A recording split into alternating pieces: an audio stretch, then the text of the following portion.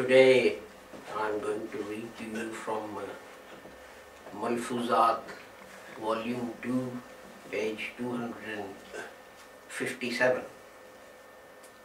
And here Hazrat Sahib speaks about the importance of visiting the center repeatedly.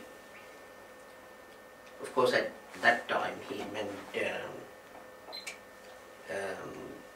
going to Qadia, but of course it also applies to whichever country you are in and where your mosque or your center is.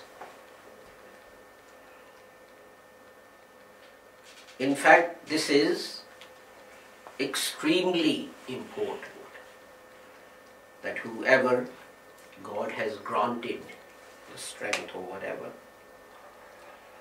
and it should be understood how necessary it is to return to the center repeatedly.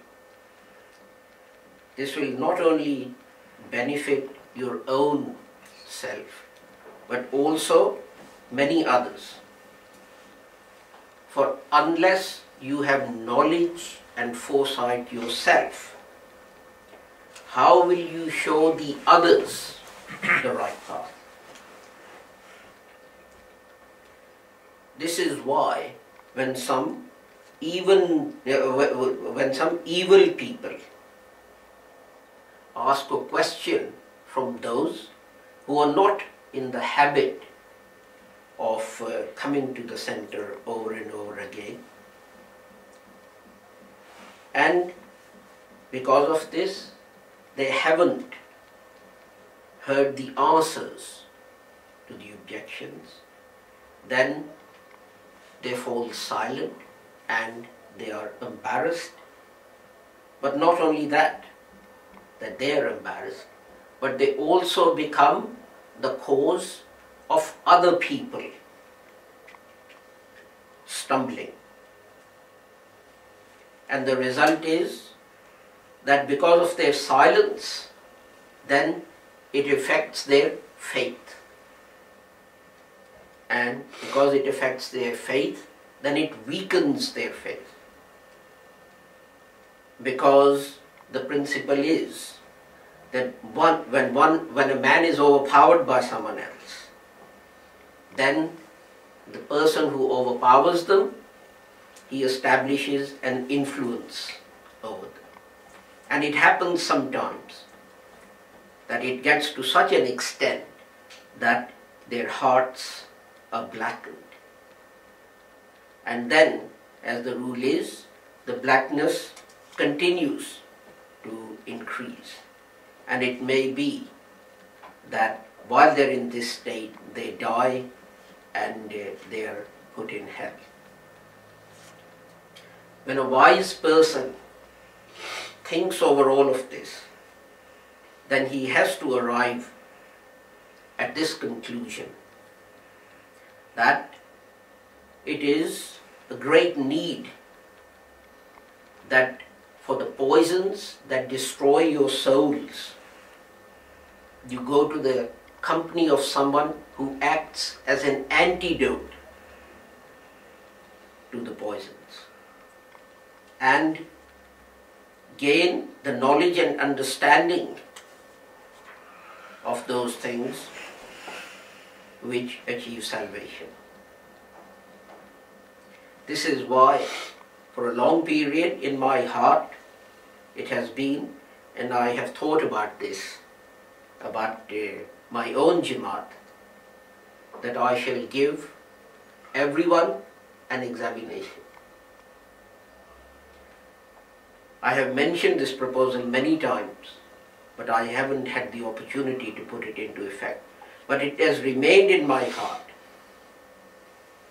that at least once, by putting questions to members of my jamaat, I test them to see how much they know of the knowledge of Islam that I have been putting forward, and how much have they understood the object of my coming and the works, and how far can they answer the questions put to them, internally or externally. Internally from among the Muslim community and externally from others. If I find just 40 people whose souls have been lit and who have attained the knowledge and the foresight, the light of knowledge and foresight, then these 40 will be enough to benefit much of mankind.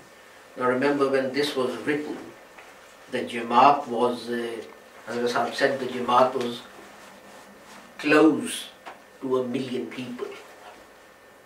So he's saying out of 1 million, if we can just find 40 people who actually understand these things, even that will benefit the jamaat. Now the bad news is that I think I will take up this proposal by Masih Maud al-Salam, and at our next meeting in June, you will find yourself being given an examination paper and a pad. Let's see how we do, especially these young ones who are going to take over from us and carry on. I thank everyone for joining us for our broadcast. God willing, inshallah, we'll see you next week. I hope you enjoyed joining us, and as you might have noticed, the suggestions for improvement of our service, we are slowly putting into effect. For example, we put a timetable for the broadcast online, so you can see what the khutbah and the dars are going to be about.